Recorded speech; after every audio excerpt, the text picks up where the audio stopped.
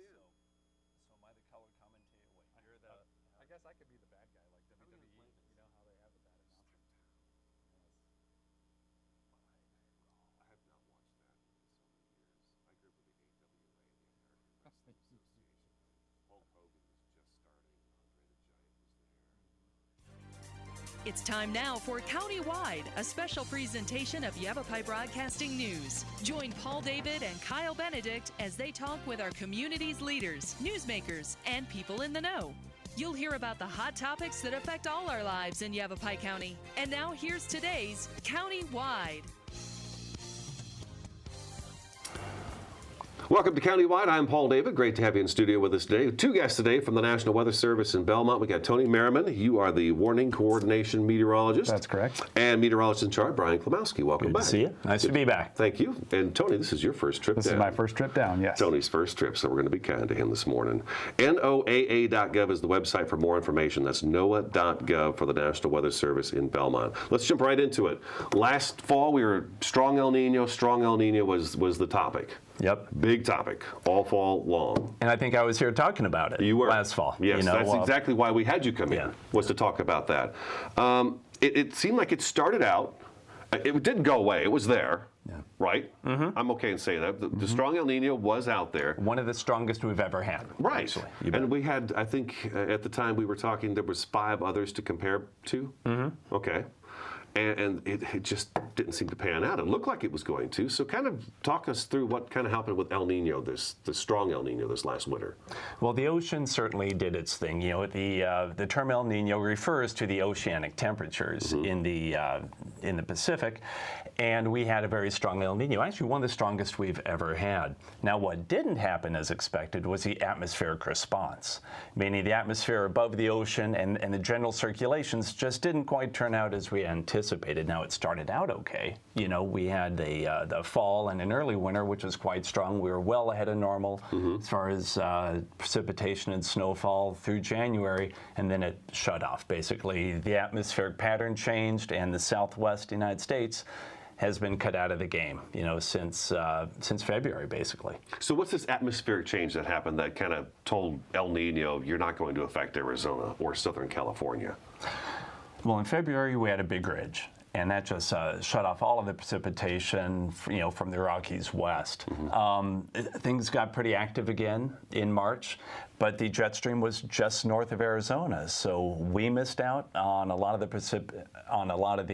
precipitation that fell, let's say, over Northern California. You know, they've had pretty much the winter that they anticipated, the winter that they needed to help them get out of the drought that they've been in. But since February, we've been out of the game. Yeah, because by late January, I mean, I wound up with a snowblower this winter, and I think I used it once after that last big snow we had. We started out with really good snowfall, right? I mean, we had some big snowstorms. We certainly did. Right, and we had about 30 inches of snow with that event in January, but going into February, once the calendar changed to February 1st, it just shut down basically, and all the storm systems actually shifted farther north, and then they went down east of here, south into New Mexico, and actually Texas and a lot of the Midwest are wetter than normal. So a lot of the storm systems that did miss us, they went down south and east and got Texas. So they kind of went around. They skirted Arizona. Did they skirt New Mexico as well, or did they hit New Mexico? Eastern New Mexico. Eastern New Mexico. They got some. And then, Absolutely. I guess we do remember Texas, Louisiana stuff. Lots of storms over there. Lots of water. Lots of badness happened over there. But right over the top of us. And this was a high pressure that kind of rolled in, from Southern California, Mexico? Right, so basically the ridge that Brian was talking about, high pressure, essentially Southern California, Arizona, and western New Mexico kept us dry. Am I crazy to say that we've had several Februaries like this in a row now? We've had 3. Okay, so it's been 3 in a row. Last year especially, we had a very warm February. We've had a very warm March this year. We've had in Flagstaff and Prescott only 3 or 4 days, which haven't been above normal since February 7th. It's been highly unusual just how warm it's been in the late winter these past 2 years. Wow. Okay. So it's been kind of a trend that for some reason January after January is over, boom, it just shuts off winter and we go to like our spring moved up a whole month almost, month and a half. Not enough data to call it a trend yet, but we'll certainly say that Three's not indeed. enough. Yeah. Okay. Yeah. All right. So, but we have definitely seen some odd weather for sure over the Yes. last few years. You bet. Now, last year, I remember by the end of February, just like it has been this year and throughout the month of March, I mean, I was telling you guys before the show, we've had every kind of human-caused wildfire now. Welding, grinding, dragging chains, abandoning campfires, just about every human-caused fire we've already had this year. And last year, we started talking about that by the end of February into early March. And then all of a sudden, the heavens opened up, and we didn't have to worry about that much anymore in terms of wildfire season. But this year, it doesn't look like it's actually happening that way. Not yet. I mean, we know by the number of fires which are already being reported out there that it's dry. You know, the grasses, the small fuels are dry out there. Last year, we actually got pretty lucky. You know, we had a wet April, we had a wet May, we had a wet June of all things. June is never wet around here, but it was last year. You know, so what we like to say is, you know, we always have a fire season in northern Arizona. We always have it. The question is, how long is it going to be? Typically, it's June, or it's mid-May through late June, early July. This year, we're already starting to edge into some critical fire weather. We issued our first red flag warning, last week? Oh, I season. remember that, yes. I remember that. Out east of here. So if we don't get you know, some good precipitation in the next couple weeks, it's going to dry out even further, and the fire danger will continue to grow. So. Is it safe to say winter for us this year had more records broken in terms of temperature as opposed to snowfall amounts? Yes. Yeah, we had, I think you said, what, with 4 days? Unless, 4 days, only 4 days since February 7th have been below normal high temperatures. Too bad we can't just push those high pressures out for a little while, huh? I mean, it was here for a long time. It really socked in. Yeah. I was amazed to see just how fast it takes 40 inches of snow to just pretty much melt and disappear. About 2 weeks and it's gone, and you don't see it anymore. How long have you been in the state, Tony? I've been in the state for exactly a year now. Okay, so what's your assessment of kind of how you've seen the weather in just the year you've been here? So I mean, again, since I came last year, you know, it was a wetter than normal spring season, and so fire season wasn't that bad. But everybody kept telling me just how bad fire season can get, and it's mainly because, you know, we're looking at the length of the fire weather season. Now, what we're talking about with drier than normal conditions, actually, what we've been in for the past couple months, you know, we're starting to see more fires and everything. So, really, just kind of getting prepared for fire weather this year, and hopefully it's not that busy. Hopefully we will get some moisture. Okay, so strong El Nino, just back to that before we have to take our first break. We aren't overreacting when we were talking about this last fall, because, I mean, there was seriously potential that we could have had some serious weather going on. I mean, as we've seen, you mentioned Texas. You bet. Louisiana's been having some really bad weather, and that's all based off El Nino? Is that safe to say? The El Nino pattern, or El Nino years, favor heavier precipitation in the southern tier states in general. So yes, Texas, Louisiana pretty much got the winter they expected, you know, more than normal precipitation. Okay, So, and we just had that high pressure come in that kept everything up to the north, and I guess some of the storms actually went south of us as well. Yeah, under we the had a state. couple go. We did. We had a couple go south, because I remember I was talking to you guys, and we were talking about, it's going to hit, and then it's like, South. yeah. Then the last minute, it's like, nope, this one's going to get pushed underneath us and go below us. So, all right, let's take our first break.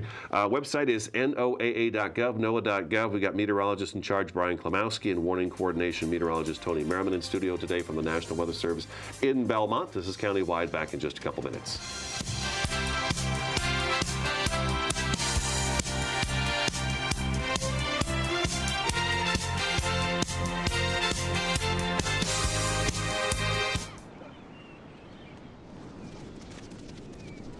This was me. And Mom and Dad. And my big brother Alex. And Jack.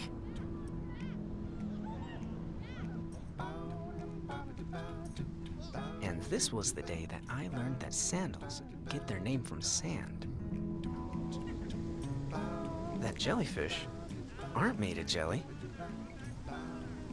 That stars don't just come from the sky.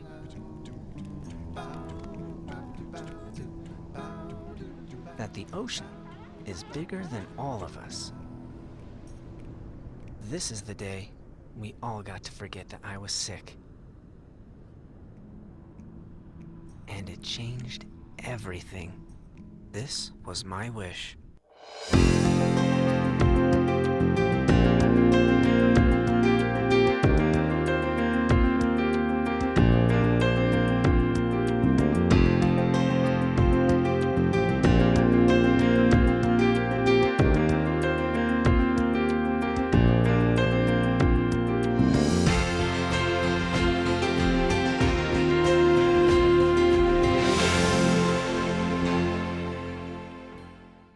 I dare you. I dare you to change the world. Yeah, you. Getting that college education. I dare you to be somebody important. Like be a teacher. Or a reality TV star. I dare you to stand up here. To call the shots. To be a role model. An inspiration. An innovator. To be a teacher. Think you can change my life? Make me excited about science like you. Have a career that really means something? Then do it. I dare you.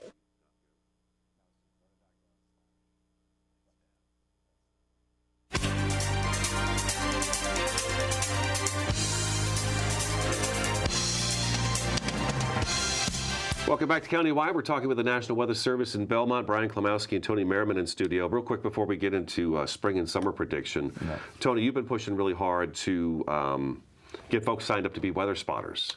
That's correct. And you brought this into studio today. This is the rain gauge that you guys have been giving out as long as we sign up, and we're trying to whoop on everybody else, the entire state, right. Or count, I should say, United States. Right. So what's going on with this right here before we get into spring and summer? All right. So what's going on with the rain gauge is where there's a rainfall network called CocoRa's, just cocoraz.org, and every March they have a March Madness contest where the state that signs up the most volunteers wins the CocoRa's Cup. So it's like the Stanley Cup, and our state will get it for the entire year until the next March Madness happens. Oh, I see. So if you do sign up to be a CocoRa's observer at cocoraz.org, you will get a free rain gauge from the Weather Service. So as soon as you sign up, I get the email, and then we house those rain gauges at the weather office, and then I'll just mail it out to you. So that is the exciting part with the contest. Also, it allows you to measure rainfall in your backyard. So that's the really neat thing is that, you know, when you see the rainfall reports on the news or anywhere else on media, you might not have gotten rain, but there could have rained an inch at the airport or something. So this will help you see how much rain did fall at your house. And so you're a smaller piece of a larger puzzle. It's funny how you could have no rain at your house, but 2 miles down the road, it was just a downpour, deluge. CocoRa's, spell that one for me. Sure, it's CocoRahs.org. Okay, cocoraz.org, CocoRah.org to sign up for this. Yeah, and that's an acronym for Community Collaborative Rain, Hail, and Snow Network. Wow. Now, do you want us to contact you during the storms, after the storms, to let you know how much our rain gauge picked up? Right. So if it's a very intense storm and it's creating some problems and flooding issues, then definitely give us a call at the weather office. And that's what our spotter training is about, too, is reporting severe weather to the weather office. Okay. And the spotter training, you can go to the weather.gov/Flagstaff for information on that. But there are several meetings coming up there's a few in Flagstaff, there's a couple in Prescott in this next month, there's one in Pine Top, Munns Park, Holbrook, Show Low. So we're looking for spotters out there, especially in those remote locations where it's difficult to get information as to what's going on out there. So that's neat. All right, so spring has sprung. It's here. Been here for a little more than a week now. What's the rest of our spring looking like? Probably more of the same. Okay. You know, we've seen a series of rather dry, systems that haven't had a lot of precipitation to come into the southwest. I see that we're going to have what we would call a typically windy spring. Last year wasn't that windy. It was kind of moist and wasn't as windy as it normally was. I think we're going to see more of a normal it's firing up spring this year. It is firing up. It was so windy yesterday. I think we all felt that. But the Climate Prediction Center, CPC, is looking for near normal or maybe slightly above normal spring moisture this year. For the monsoon, really no indication this year. Last year with the El Nino, it was kind of leaning us toward a monsoon that might be heavier than normal, and that did pan out again. This year, there's really no indications of whether it's going to be stronger or weaker than normal as far as the monsoon goes. What's our driest months? So our driest months are April and May. April and May. And one of the things to piggyback off the spring outlook is that we're looking at warmer than normal temperatures, an enhanced probability of warmer than normal temperatures all the way through the summer. Oh, wow. Okay. Yeah, so if you combine perhaps near normal precipitation, windy conditions, warmer than normal, the opportunity for it to continue to dry out and enhance the fire threat is certainly there this spring. So, what's our wettest month for the spring? They hear the old April showers bring May flowers. Yeah, March is that even going to be a thing? For us, April showers bring May flowers, is that going to be a thing for us? We'll see. We'll see. I mean, it only takes one good storm, for us. Like what happened last year, early March, when we had 3 to 6 inches of rain in 1 2 or 3 day event. That would certainly be beneficial this time of year, and that could green things up wonderfully. It is all or nothing, it seems like most of the time around here, doesn't it, right? It's either really coming down hard or it's not coming down at all. You bet. But there is no lull. We've got something coming through right now. Some strange weather. I mean, Monday, the 28th, was really windy. Real windy throughout the entire afternoon, evening hours. Even heard some rain and stuff hitting the roof last night. Today, when I drove into work, I've got a little bit of rain here and there, but then I've noticed that by 8 o'clock, we've got a little bit of snow showing up on I-40 and I-17. So what's this thing doing? It seems moving really fast. Right, yeah, it's a fast-moving system. Okay. And really what we're looking at, it's mainly a wind maker. So we're looking at winds continuing through the afternoon. It should be dying down this evening. And the precipitation kind of tapering off later tonight and tomorrow. But we're looked to be warming up, it looks like, by the weekend and drying out. It's a fast mover. You sit there and you look at those clouds, and they're just flying right on by. They're not slowing down for nothing. So, yeah, I kind of figured after Wednesday, we're right back to temperatures shooting back up. Yeah, it's going to be another beautiful weekend next weekend. So. Wow, okay. It doesn't give me much to talk about on Fridays with you guys and Saturdays when it comes to that. Let's go back to our rain gauges. I think we wanted to make a point to there are certain locations in the state, especially, contest aside, where you guys would actually like to see more information coming in from. You bet. Okay, so give me some ideas as to where we've got some spots.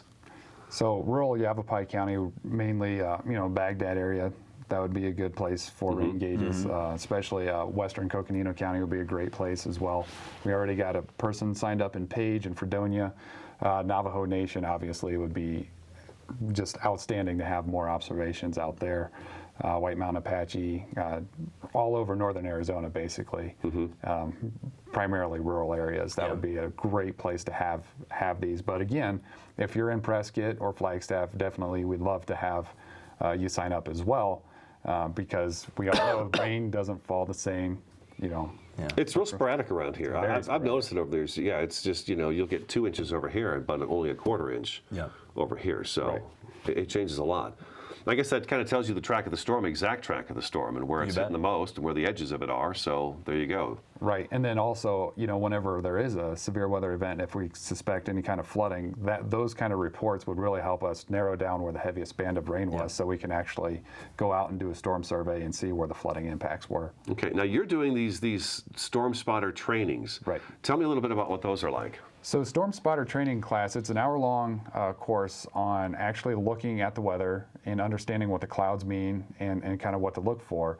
And there's 2 parts to it, basically observe and report. A lot of folks observe the weather, but they don't tell anybody about it. So the Weather Service, we do need to know about it. So the reporting aspect is very important to contact us to let us know what you're seeing. So we're concerned mainly about flash flooding, tornadic activity, and severe thunderstorms, so hail or high winds.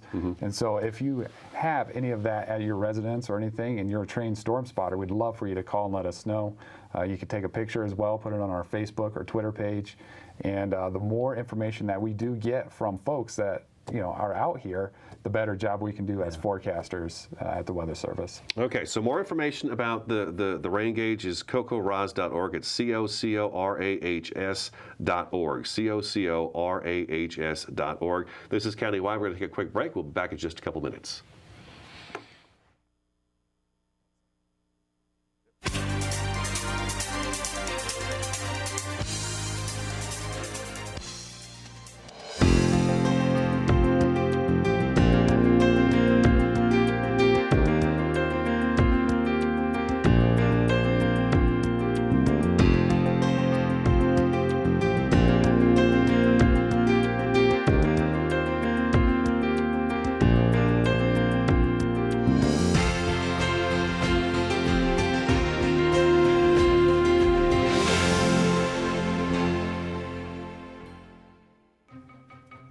Me and my boy Matt had it good.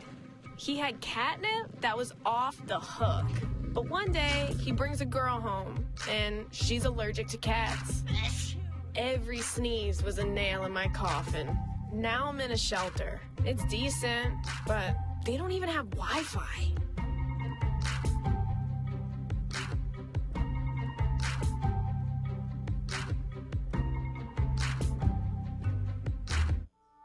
I'm Jenny Garth, and as a mother of 3, I know kids worry about a lot of things. Getting enough food to eat shouldn't be one of them. But here in America, that is a real worry for 1 in 5 children. Even though we are one of the most food-rich countries in the world, 15 million children don't know where their next meal is coming from. This is unacceptable, and something the Feeding America nationwide network of food banks is working to solve. Instead of accepting that our country lets billions of pounds of surplus food go to waste every year, Feeding America has made it their mission to help families in need by rescuing this food. Through food pantries and meal programs, the nationwide network of food banks provides more than 3 billion meals, serving virtually every community in the United States, including yours. Join me in supporting Feeding America and your local food bank by visiting feedingamerica.org. Together, we can solve hunger. Together, we're feeding America.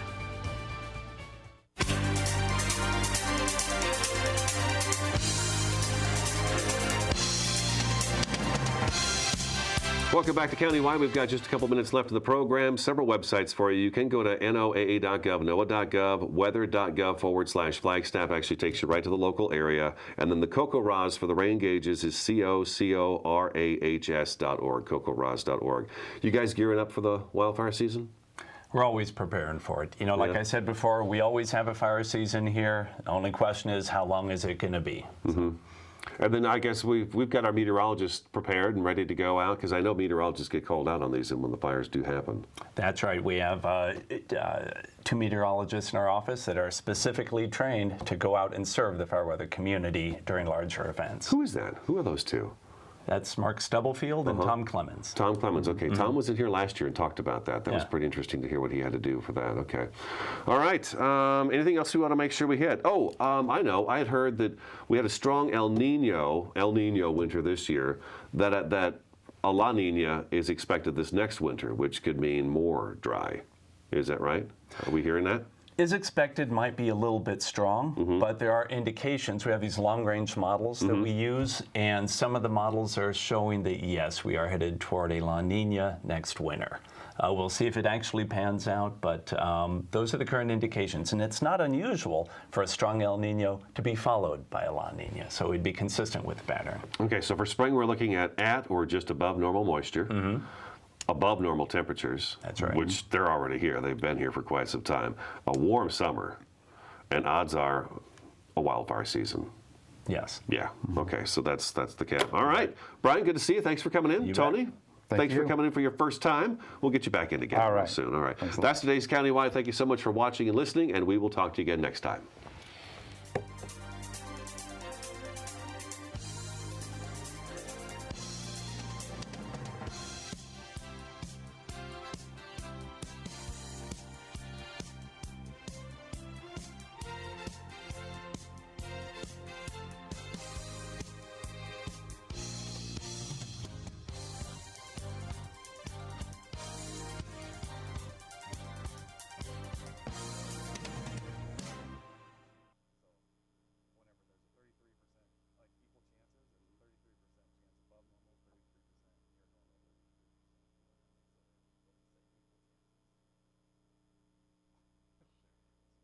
I was going to say